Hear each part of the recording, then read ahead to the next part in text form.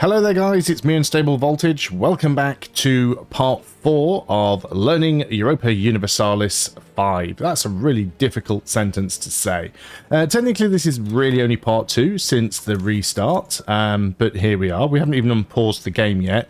But before I do, one thing that I do want to cover, or a little point that I want to try and sort out, is this unprofitable buildings thing, because trade and production in EU5 is quite a big thing. It didn't really exist in EU4. Yes, markets existed, but all you really did with those was use a few merchants to push trade power downstream and then try and collect somewhere. You certainly weren't dealing with resources and profitability and things like that.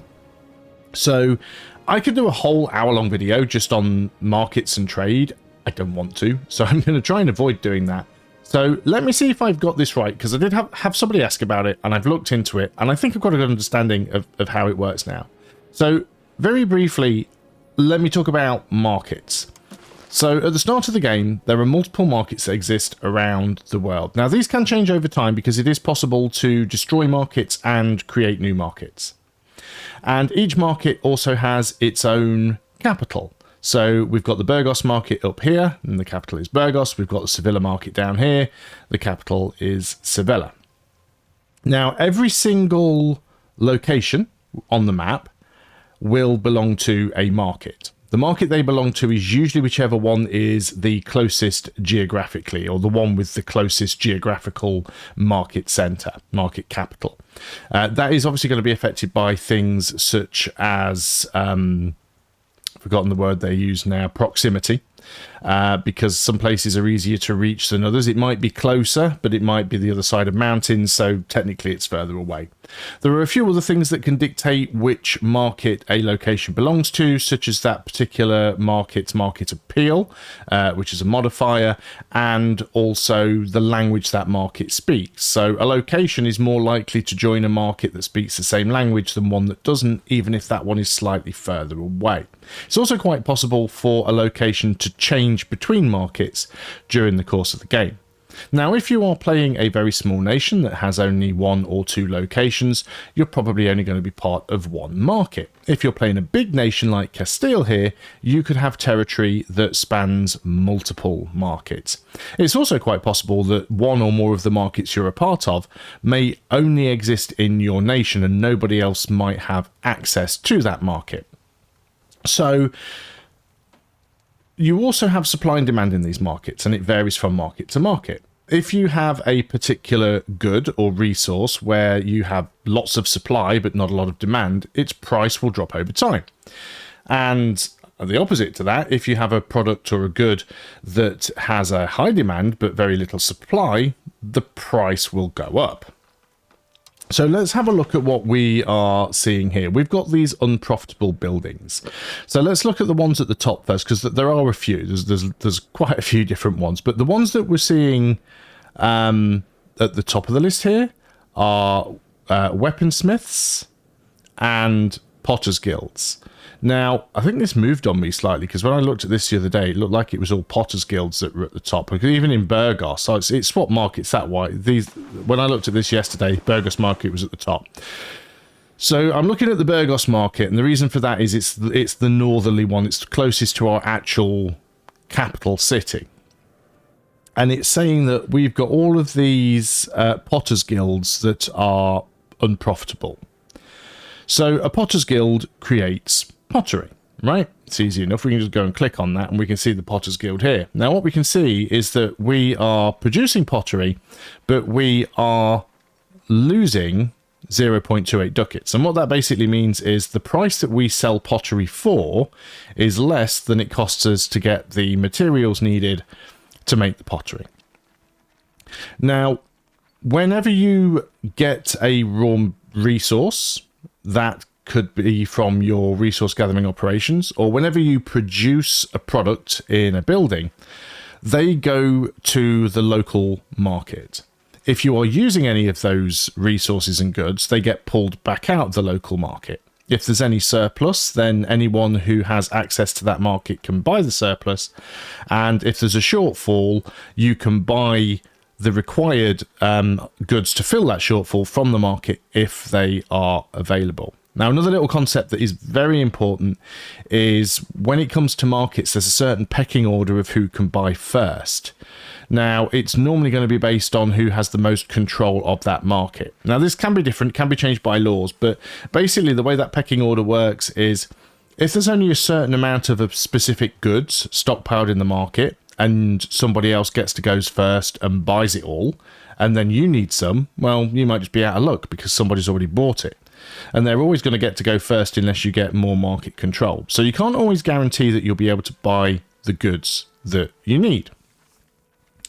So we can see that we've got this Potter's Guild. Now, this is the Potter's Guild in Valladolid, which is our capital city. We do have multiple ones that are all around the nation. I thought I'd actually had a shortcut to... Why won't that stay open for me? Come on. I was going to middle click the mouse button. So yeah, we've got all of these Potter's Guilds. We can just look at the market, and if I type in... I want my buildings, actually. So if we look at pottery...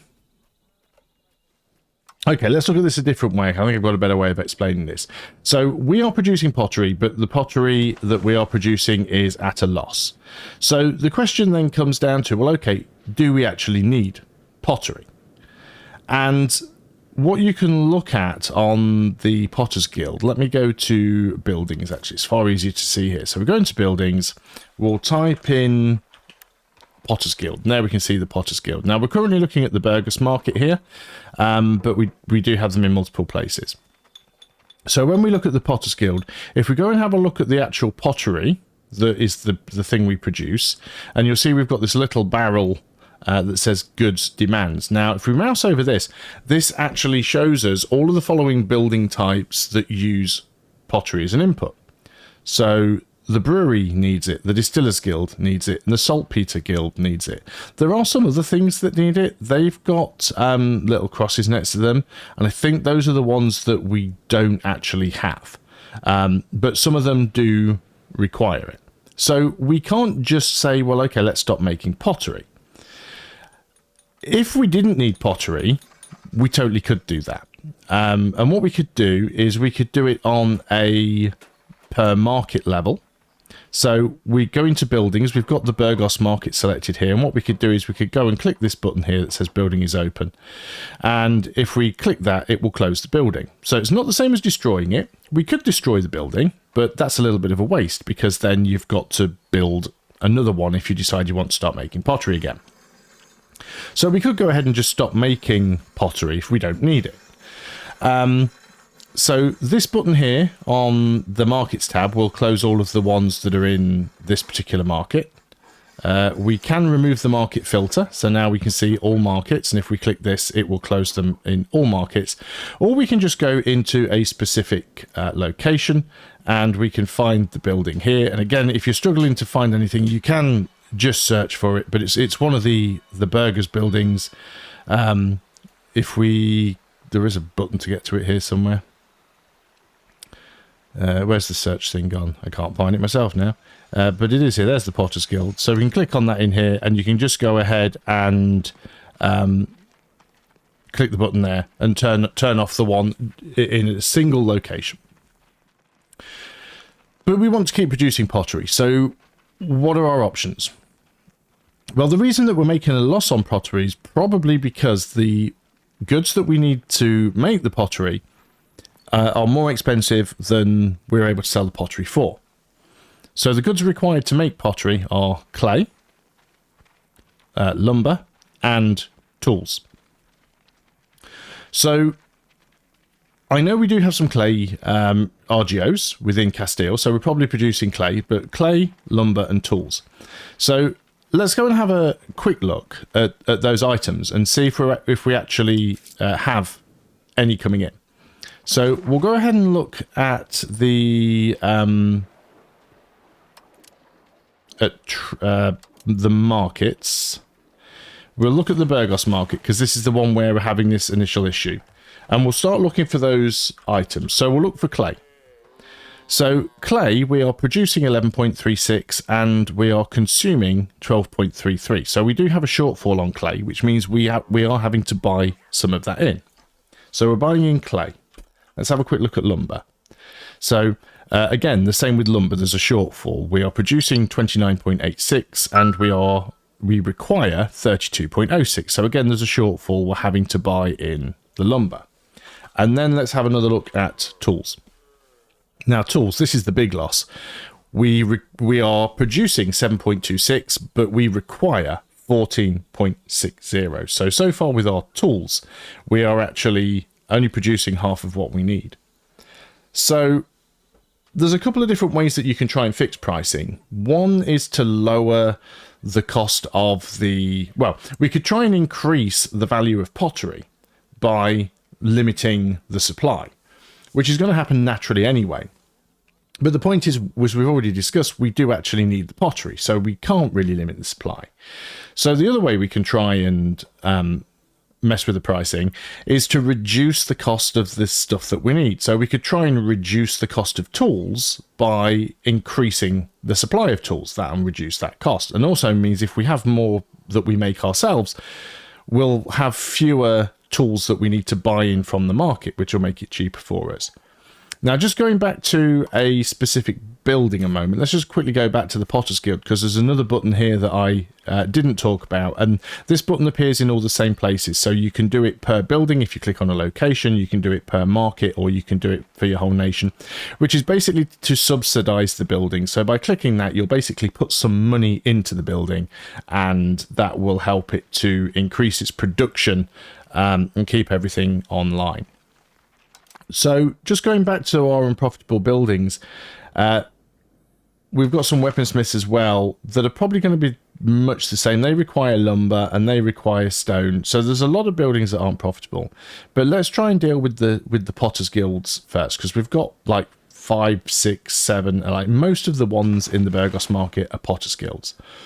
So let's have a quick look at what we can do. Let's just have a quick look at our RGO, because we do have some clay, and clay is down here where we've only got like 20% control.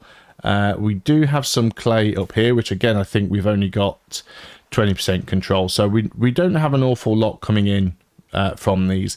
We don't have any unemployed laborers up here. We don't have any unemployed laborers down here. So even if we were to increase the RGOs, it's going to take a long time for it to be built, for it to populate with workers, and for it to make any real difference to the market. So instead, let's see if we can increase our production of tools. Now, the best place to do this is, if you can, is always going to be in your capital, because your capital is always going to have 100, or should always have close to 100% control, which we do. We do already have a tools guild here, and it's currently at level 2. Now, the Tools Guild, if we click on this, we can see that it has 400 of 400 workers. We do actually have spare burgers available. We've got 1,000 unemployed burgers. So let's go ahead and we will increase that by, let's go 2 levels. That still leaves us 600 unemployed burgers, and that will mean we'll start to make more tools, and hopefully that will then reduce the cost of the materials needed to make pottery. That's the plan. So there are some other ones in here that we could probably deal with, like the weaponsmiths. So if we have a look at these, now there are some buildings where you do have multiple options about the methodology for building or producing that good. So we can build weapons in 3 ways. We can either build them from lumber and stone, or we can build them from lumber, coal and tools, or we can build them from lumber, stone and gems. And some of them are going to be locked behind certain tech advances, and some of them we can just choose between. That one's got an exclamation marks because we don't have access to coal. So there's only one particular way that we can actually use these. You can also automate how it chooses between them, but we'll cover that in another video. So if we're only producing weapons at the moment using lumber and stone, we know we're already having to import some stone in. If we go ahead and have a look, this was the other market, wasn't it? This was the Sevilla market. If we go ahead and have a look at stone, And you can see stone is actually not our problem. We're actually breaking even on stone. Interesting. But I'm not going to mess too much with it any further because I have got my markets and trade set on automated. So we're going to leave that and unpause the game, and hopefully in the next month or two, those things will start to balance themselves out. Now, it's saying that we do have some unused trade capacity, and this is another important thing to remember. There is a maximum amount of trade that you can do in any one given month. So if you decide, instead of producing a good that you could produce yourself, and decide to start importing that good, you're going to start using up some of that trade capacity. So you really don't want to be doing that if you can avoid it. Let's unpause the game. That trade capacity issue should go away because the market is set to automated. I need to tell it to automate and use all the trade capacity, which is why that had gone down to 0.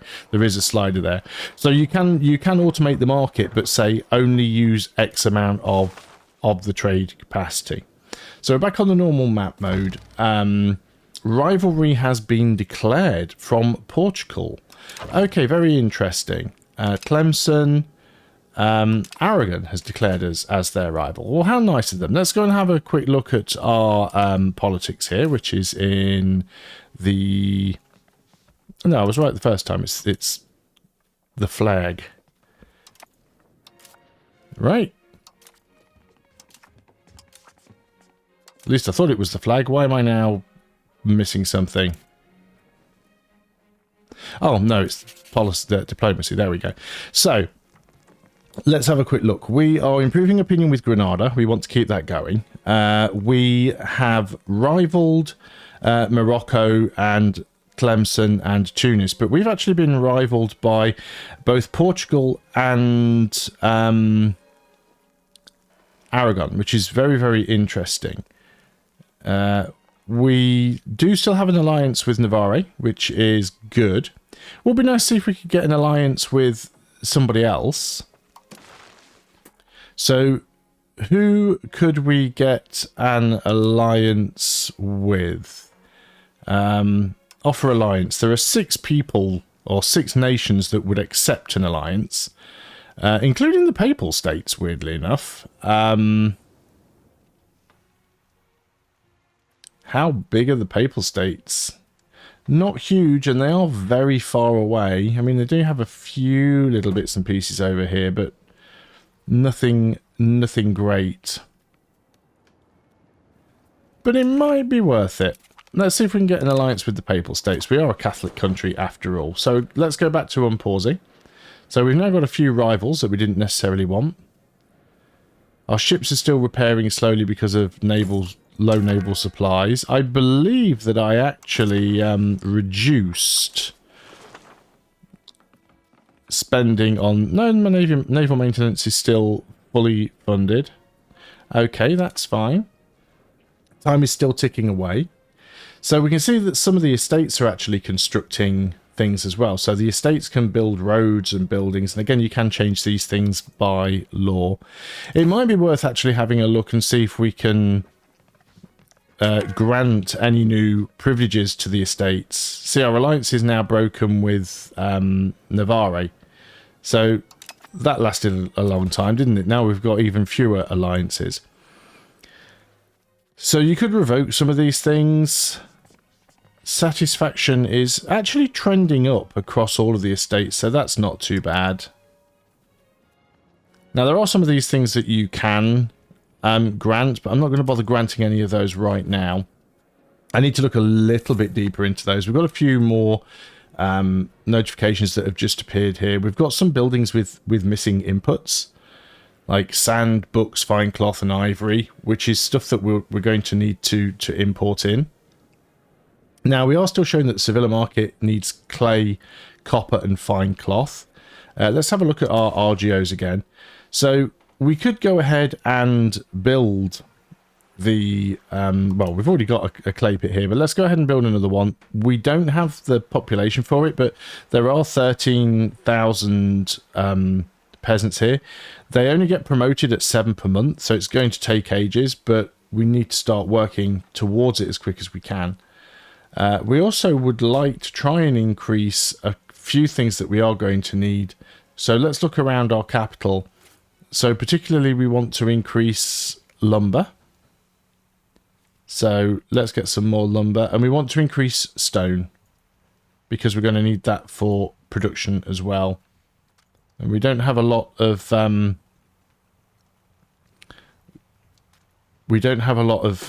labourers available, but let us try and get some more stone coming in. Do we have copper anywhere? That's iron. I'm assuming it's going to be a coppery colour one. If you ever can't find, there's one over there, but that's in Navarra. Not sure if we have any of our own. Best way to do it, click on this little thing here on the legend key, and then you can just click on copper, and then that should show me where it all is. So yeah, there's some up here in Navarre, which is not mine. There's some down here in Portugal. We don't have any of our own. So we are pretty reliant on importing copper in from elsewhere, which sucks a little bit, but it is what it is. So as of right now, we are improving our diplomatic reputation. We're trying to increase control down in the south. We're expanding some farms and building some roads. We are improving or trying to prove opinion with Granada. Now we've had a rivalry declared with Navarra. So my question now is, can we remove and change our rivalries? Because we're rivaled with some people that aren't necessarily rivaling us back. For example, I have rivaled Tunis. Could I unrival Tunis? Not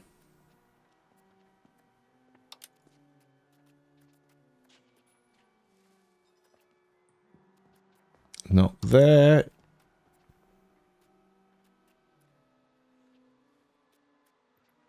Not sure if there's an easy way to remove a rivalry.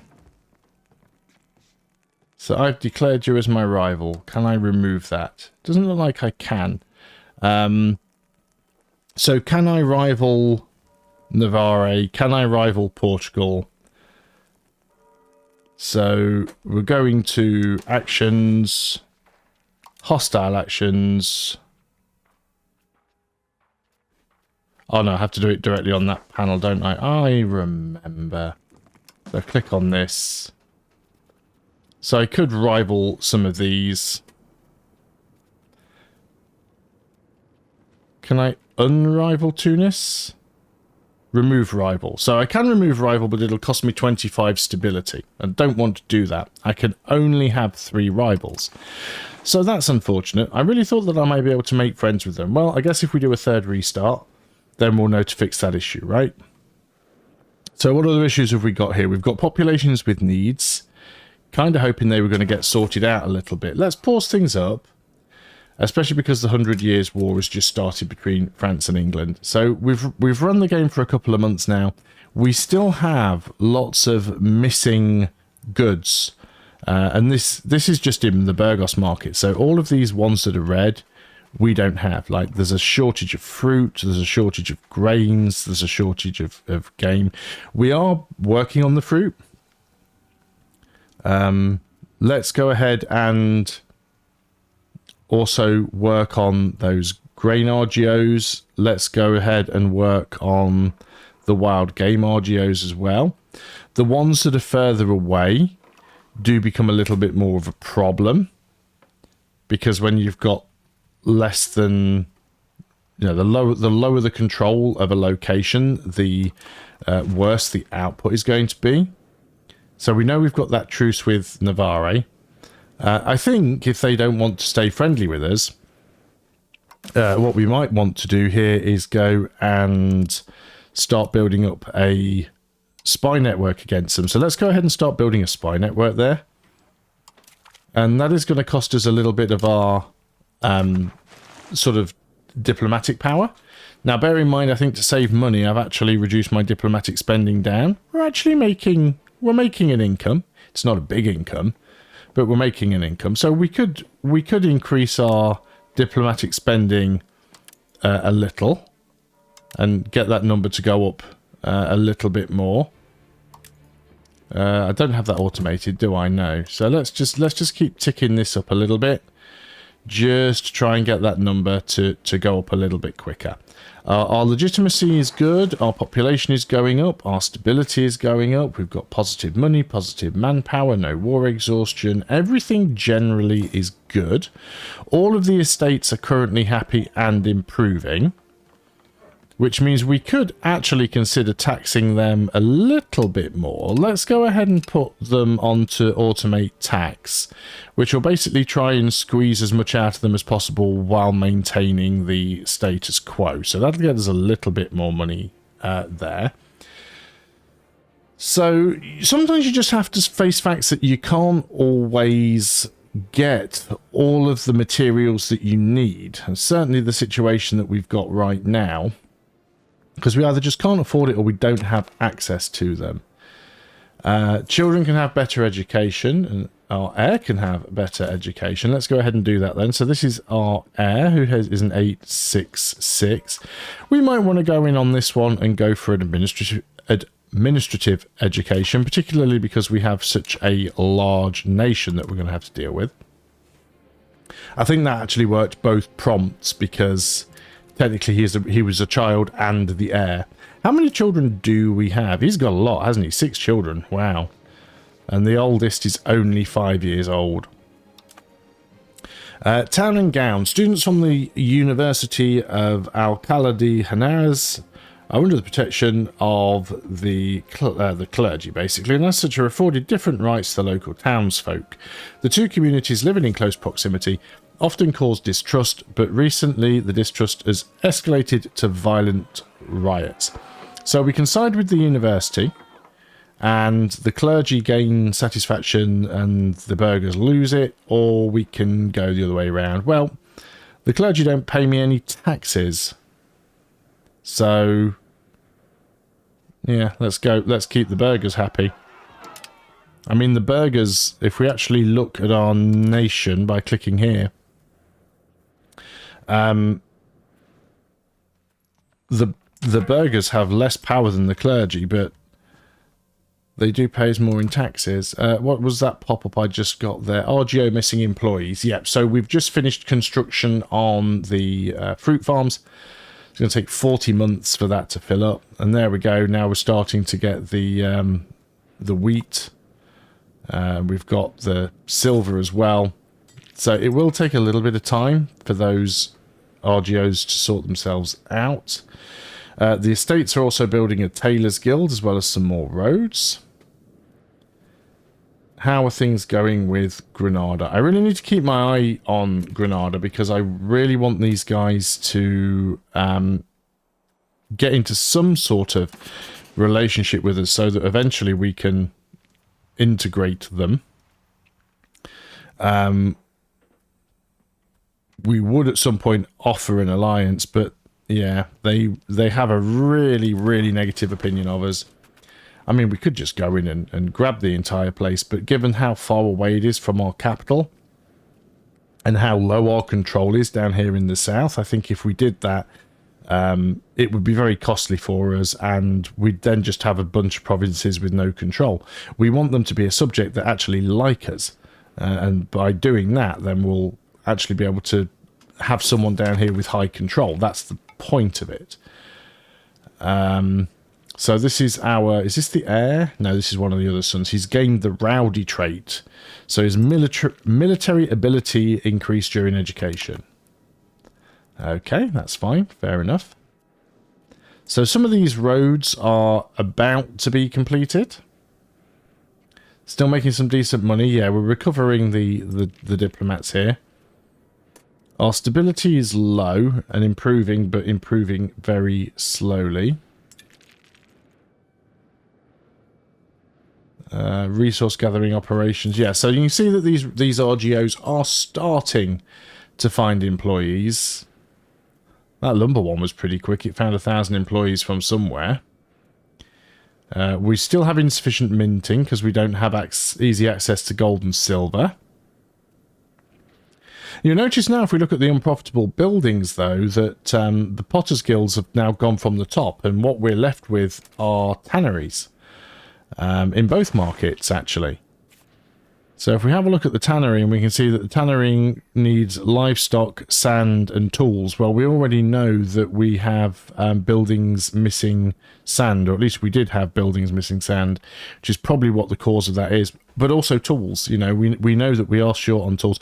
We can actually see, without going into the market, I hadn't realised this before, but you can just mouse over these and see what the availability is. So if we look down here at this little green line, we can see that there is a stockpile of livestock in the market, and we can see that our supply far outweighs the demand at the moment.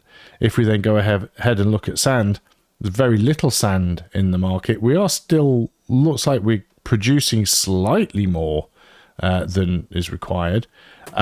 Tools, again, tools is now in the positive. So it looks like we have everything we need. It's just probably some of the stuff that we're having to get in from the market is probably costly. And we could go into our markets here, and we could sort of manually manage all of the stuff that we are trading. So this is a nice, useful screen actually. Let me just pause this up. So if you go into your economy screen and click on the trading tab, and for each market, this actually gives you some suggestions. So this is what all of our current trades are. So we're trading between markets. Most of these are exports, but we are importing sugar, but we're exporting a lot of other stuff. But it also does show you some trades, like the government doesn't have any need for trades at the moment, but suggested trades for buildings, as you can see, these are all things that we need to import. We need to import books, we need to import jewelry, we need to import ivory, we need to import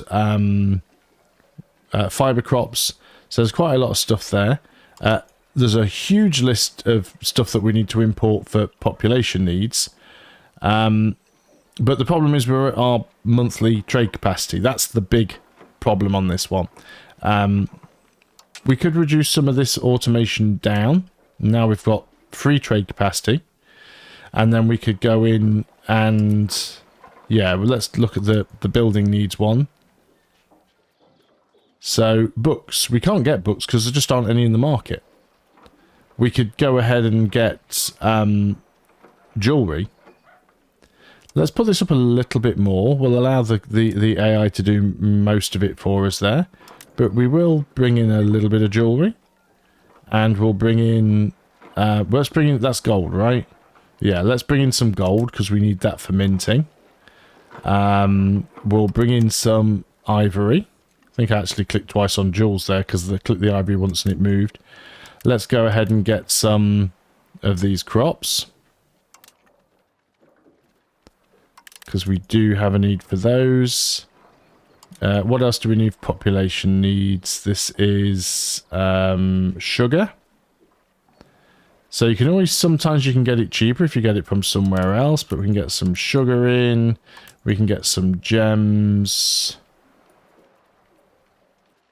This is olives, right? Yeah, get some olives. So we're using up our trade capacity. So we do have a little bit left.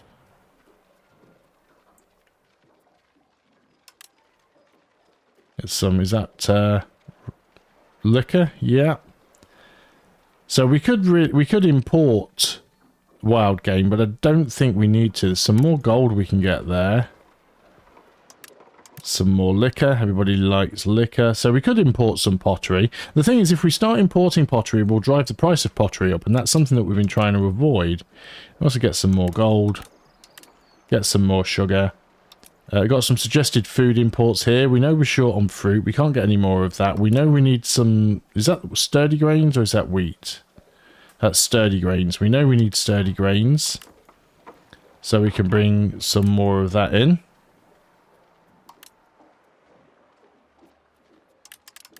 So we've still got a lot of trade capacity here.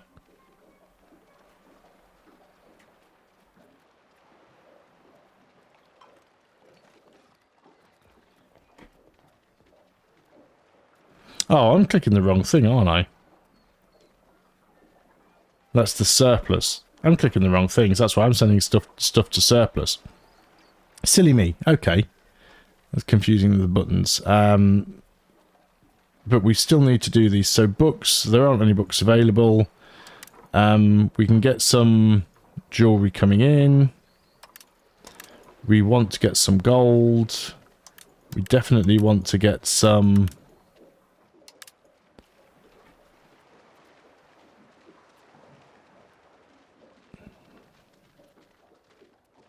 Yeah, so this is where we get it from. So we're importing this stuff from Dublin. That's going to be from a long way. You can get some from Riga. And go down the list and get the cheaper stuff, I suppose. Dubrovnik. Yeah, nowhere near the maximum trades. I'm going to put that back up and let the AI deal with the rest of it, because I don't want to manually do it. We've already got children who have a better education. You look like you...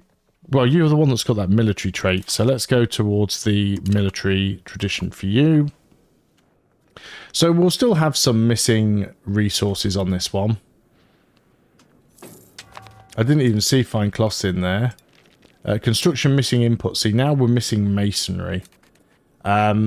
Masonry is a production that comes from clay and stone, basically. And is produced by the mason. So, do we have any masons anywhere? And it looks like we do. We do have a mason in Valladolid.